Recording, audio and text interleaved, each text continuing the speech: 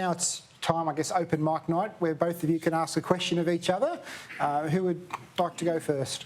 I'm happy to ask Peter a question. Got several in mind, but I'll just use one. Just ask one. No profanities, though, Brad.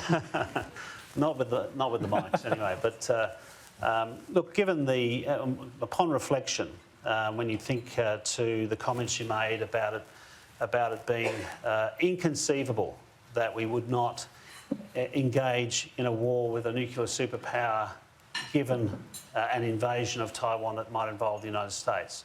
Do you think, on reflection, answering that hypothetical in the affirmative was the right thing to do, and would you say it again? Well, Brendan, we have an alliance with the United States. It's served us well for decades. The United States has been the underpinning of security in our own region for the last 80 years. I know at different times during Labor's history, including under the leadership of Mark Latham, I think you voted for Mark, there was talk about breaking the alliance with the United States. That will never happen under a coalition government. We are a population of 25.8 million people. We have, in many ways, punched above our weight. We are a great and reliable friend and ally, not just in our region, but with the big and mighty within the Five Eyes context and beyond that, in the Quad and elsewhere. And so do I think that we would shirk away from our responsibility to be a good ally with the United States? No, I don't.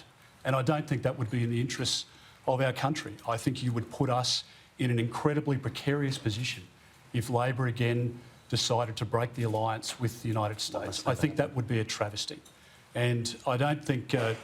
that's never happened. I don't... Well, it was spoken about, and the hard left of the Labor Party would break the alliance with the United States tomorrow, Brendan. Sir. You can go through your colleagues one by one who would seek to do that. And this is a time where we need to stand up together.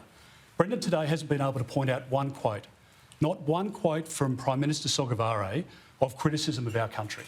Not a single word. Well, that's not true. Not a single word has he been able to point out. You should ask me that question. And so I think when you look at who has changed in the region, it is China.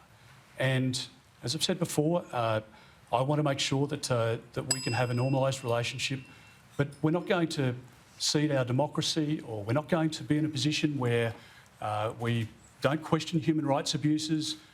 We are a country that stand up for our values, and we're not going to deviate from that.